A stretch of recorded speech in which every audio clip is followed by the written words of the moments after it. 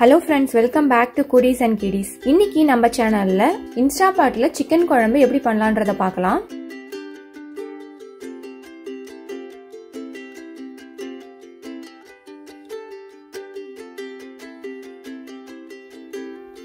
Chicken குழம்பு பண்ண தேவையான பொருட்கள் என்னன்றத பார்த்தலாம்.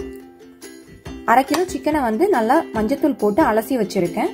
ஒரு பெரிய வெங்காயத்தை வந்து இந்த மாதிரி ஸ்லைஸ் ஸ்லைஸா கட் பண்ணி வச்சிருக்கேன். ஒரு தக்காளியை வந்து ஸ்லைஸா கட் பண்ணி வச்சிருக்கேன். அப்புறம் வந்து ஸ்பைசஸ் வந்து ஒரு பிரியாணி இலை, அப்புறம் ஒரு பட்டை, 4-5 கிராம்பு, ஒரு அன்னாச்சி பூ எடுத்து வச்சிருக்கேன். அப்புறம் வந்து இஞ்சி, பூண்டு, பச்சை மிளகாய், 1 டீஸ்பூன் வந்து பெருஞ்சீரகம். இது 4த்தையும் வந்து நம்ம தனியாக அரைச்சி எடுத்துக்கலாம்.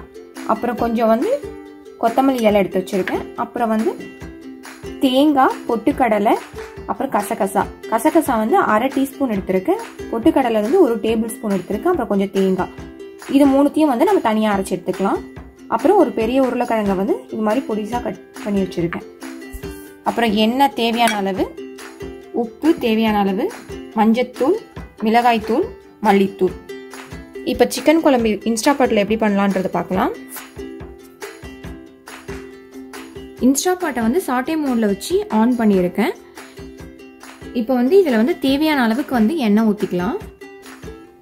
எண்ணெய் லைட்டாக காயிட்டும். காஞ்ச உடனே வந்து இதில் நம்ம ஸ்பைசஸ்லாம் ஆட் பண்ணிடலாம். ஆயில் வந்து ஹீட் ஆயிடுச்சு. இதில் வந்து நம்ம ஸ்பைசஸ் ஆட் பண்ணிடலாம்.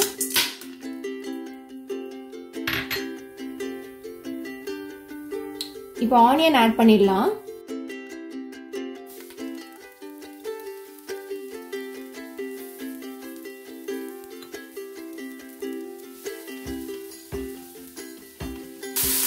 ஆனியன் வதங்கிறதுக்கு தேவையான அளவுக்கு வந்து உப்பு ஆட் பண்ணிக்கலாம்.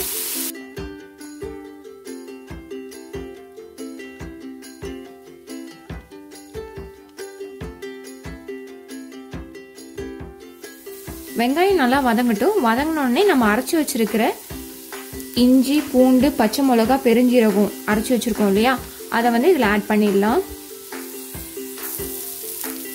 நம்ம அரைச்சி வச்சிருக்கிற பேஸ்ட்டை வந்து இப்போ இதில் ஆட் பண்ணிடலாம்.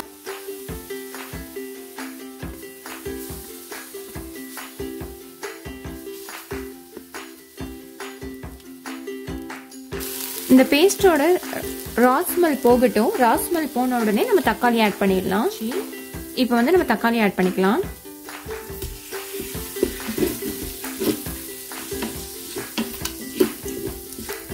தக்காளி நல்லா வதங்கட்டும்.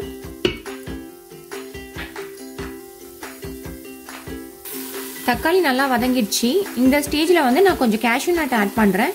இது வந்து ஆப்ஷனல் தான். உங்களுக்கு தேவைன்னா ஆட் பண்ணிக்கலாம், இல்லைன்னா ஸ்கிப் பண்ணிடலாம். அப்புறம் கட் பண்ணி வச்சிருந்த ஒரு உருளைக்கிழங்கு அதை ஆட் பண்ணிடுறேன். இதை நல்லா மிக்ஸ் பண்ணி விட்டுருங்க. இது ஒரு நிமிஷம் போல வதங்கட்டும். வதங்கின உடனே நம்ம வந்து சிக்கன் ஆட் பண்ணிடலாம்.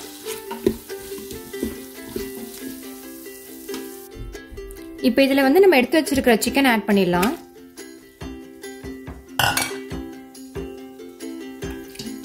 நல்லா மிக்ஸ் பண்ணி விடுங்க.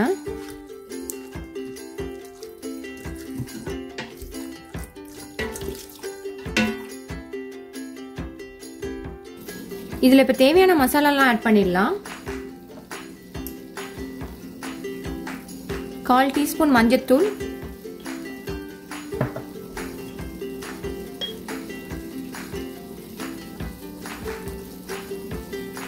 1/2 டீஸ்பூன் அளவுக்கு வந்து குழம்பு மிளகாய் தூள் ஆட் பண்றேன். 1 டீஸ்பூன் மல்லித்தூள், உப்பு தேவையான அளவு. இது எல்லாத்தையும் நல்லா மிக்ஸ் பண்ணிக்கலாம். இதெல்லாம் மிக்ஸ் பண்ணி ஒரு 2 நிமிஷம் வரைக்கும் வந்து வதங்கட்டும். வதங்கின உடனே இதில் தண்ணி ஆட் பண்ணிடலாம்.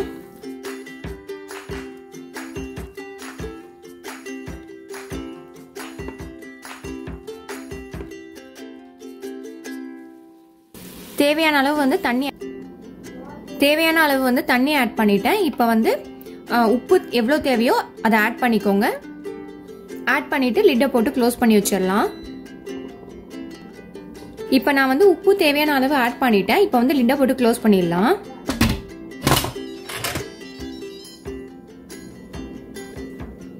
இப்போ வந்து லிட்டை போட்டு க்ளோஸ் பண்ணியாச்சு. ப்ரெஷர் குக்கில் ஹை ப்ரெஷரில்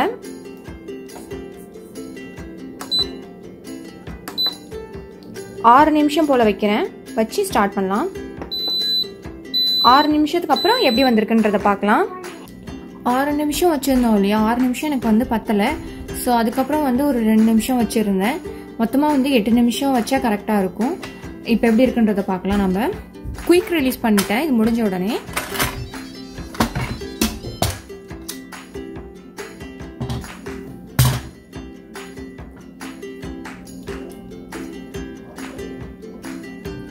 சிக்கன் வந்து நல்லா குக் ஆயிருக்கு.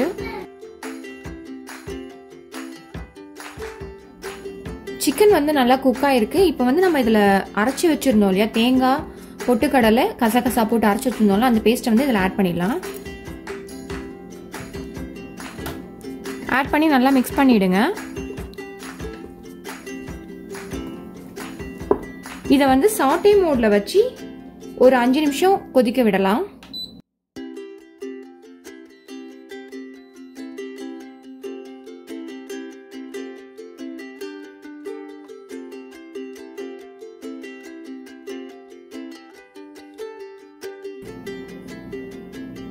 நான் வந்து ஒரு சாட்டே மோட்ல வந்து ஒரு 5லேருந்து 10 நிமிஷம் வரைக்கும் வச்சிருந்தேன். இப்போ வந்து இதில் வந்து கொஞ்சோண்டு பெப்பர் பவுடர் போட்டுக்கலாம்.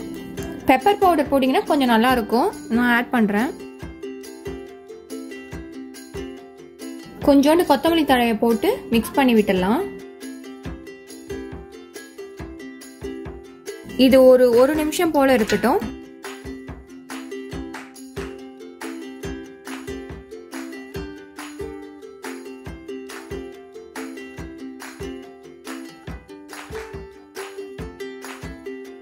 சிக்கன் கிரேவி சூப்பராக ரெடி ஆயிடுச்சு.